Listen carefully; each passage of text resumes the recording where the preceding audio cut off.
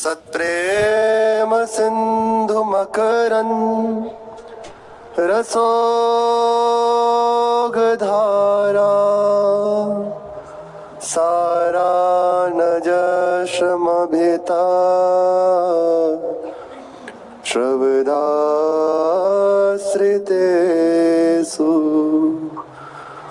श्रीराधिके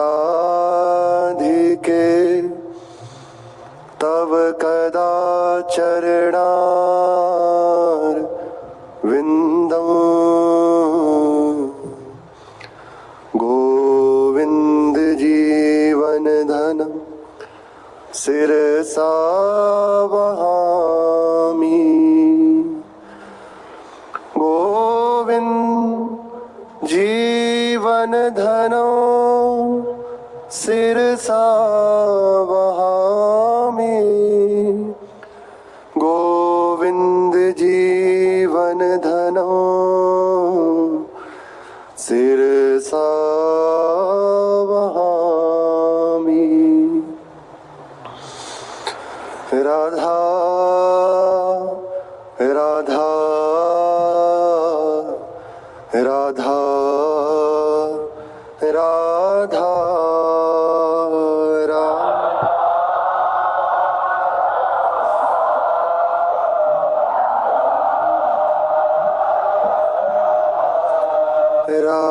राधा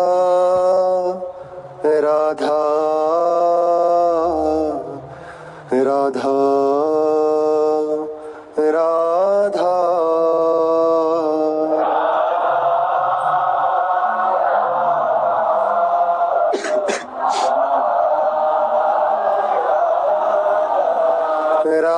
राधा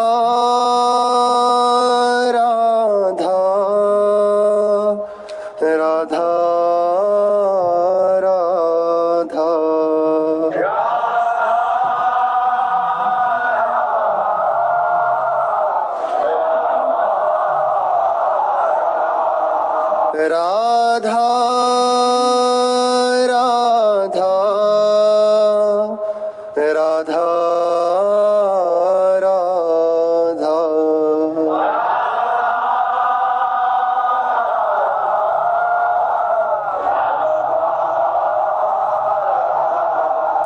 राधा राधा राधा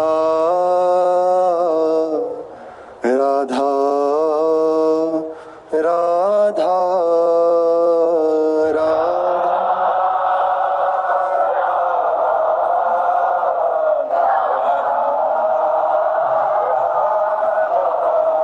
श्री राधा वल्लभ लाल की जय।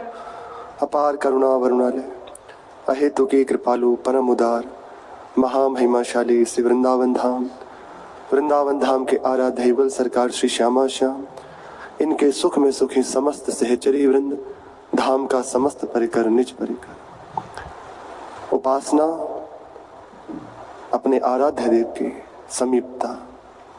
उपासक सतत सावधानी अपनी साधना में रखे, अपनी उपासना में रखे। सावधानी हटी तो निश्चित कोई ना कोई ऐसा दोष उसकी उपासना को विक्षेप देने के लिए आ जाएगा। संसार कहीं और से प्रवेश नहीं करता, ये इंद्रियां इन्हीं के द्वारा प्रवेश करता है। इसमें प्रधानता है दो इंद्रियों की। यदि इनको संभाल लिया जाए तो निश्चित आपकी उपासना सुरक्षित पहुंच जाएगी आराध्य देव के पास। आप विक्षेप शून्य होकर प्रभु की उपासना में लगे रहेंगे, उनकी प्राप्ति के लिए प्रबलता हृदय में बनी रहेगी। दो इंद्रिय प्रधान मानी गई है, इन्हीं दो इंद्रियों के द्वारा हृदय में संसार प्रवेश करता है। संत जनों का, गुरुजनों का, शास्त्रों का, महापुरुषों का विशेष इस बात पर सावधानी का आग्रह है कि आप अपने इन दोनों इंद्रियों को सावधानी पूर्वक रखें, एक क्षण भी इन्हें प्रभु से विरत ना होने दें। कौन सी इंद्रिय है?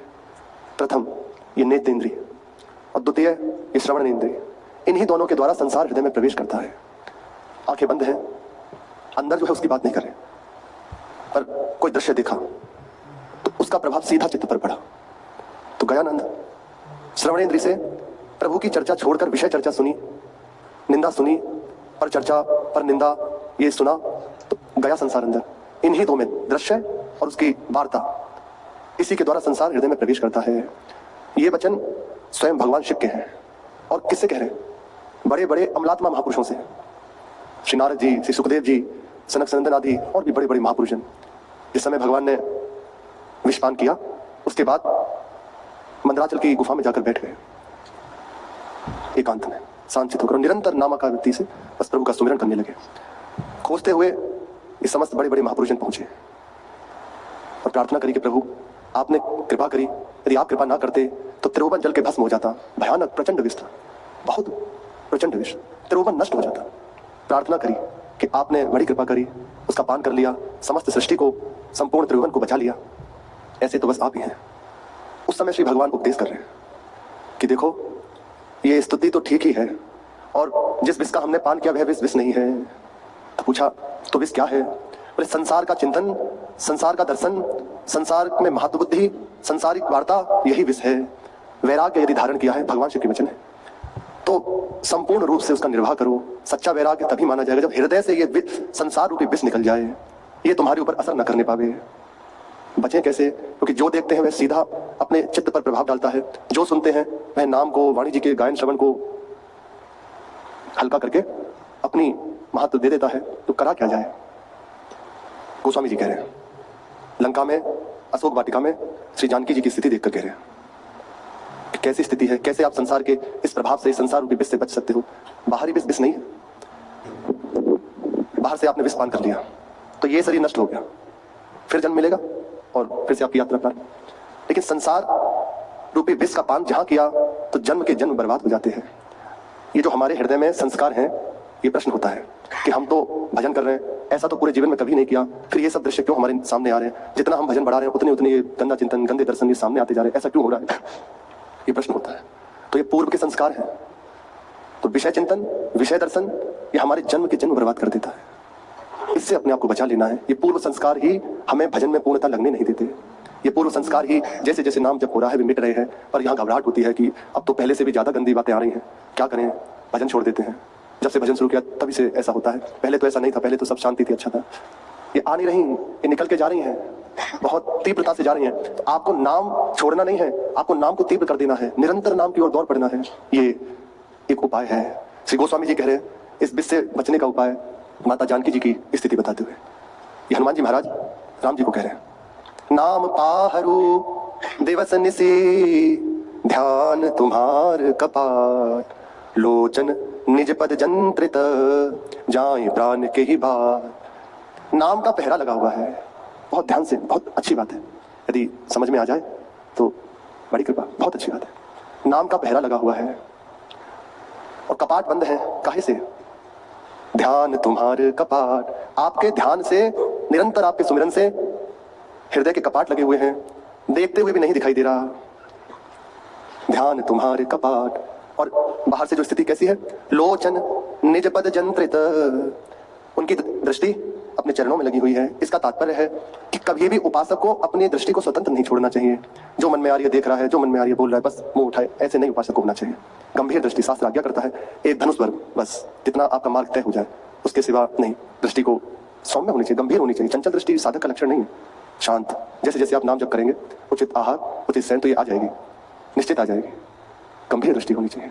चंचल दृष्टि होगी तो निश्चित बच नहीं पाओगे। हमसे यदि ये चूकें ना हो तो बहुत जल्दी हमें उपासना का आनंद मिलने लगे। तो दृष्टि सदैव बस उतनी जितनी आवश्यकता है। मान लो कोई वार्ता हो रही तो क्यों देखना उधर? जरूरत ही नहीं, नीचे दृष्टि होती।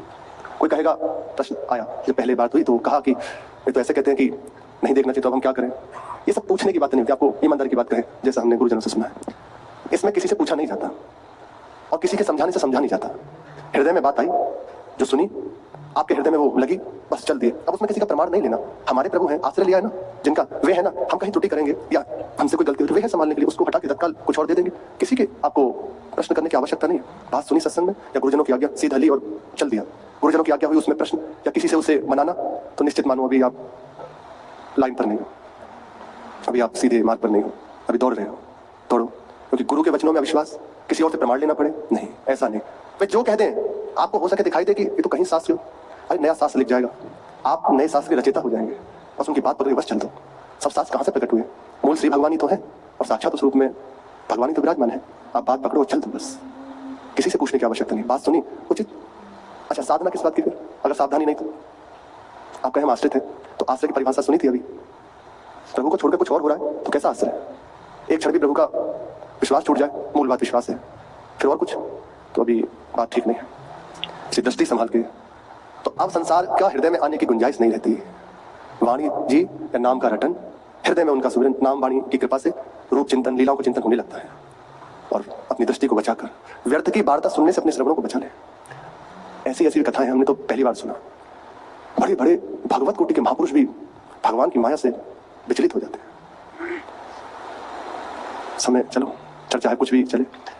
श्री दुर्वासा जी महाराज एक बार एक पर्वत पर जाकर तपस्या करने लगे। देखो संसार कैसे हृदय में प्रविष्ट होता है, नेत्रेंद्र से और श्रवणेंद्र से। तपस्यारत थे, समय बीता। तो उसी पर्वत पर एक दिन एक यक्ष या देवता एक अप्सरा के साथ वहां भ्रमण करते हुए आए और वहीं वे अपने विहार करने लगे। तो श्री दुर्वासा जी भी वहीं तपस्यारत है। सहज में दृष्टि खुली तो सामने देखा गया दृश्य दुर्वासा जी का प्रसिद्ध है, साक्षात रुद्र ही है, क्रोध मूर्ति ही है। कहा, अरे तुझे इतना भी नहीं पता कि मैं यहाँ भजन कर रहा हूँ और तू ऐसा मूर्ता, जा असुर भाव को प्राप्त हो जा।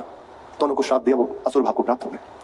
अब श्री दुर्वासा जी दोबारा से नेत्र बूंदे और तपस्या में रत होने लगे। जो है चित्त को एकाग्र किया तो दृश्य का प्रभाव चित्त पे पड़ गया, वही चिंतन बार बार होने लगा। आश्चर्यमयी बात, दुर्वासा जी साक्षात भगवान ही है, साक्षात भगवान है।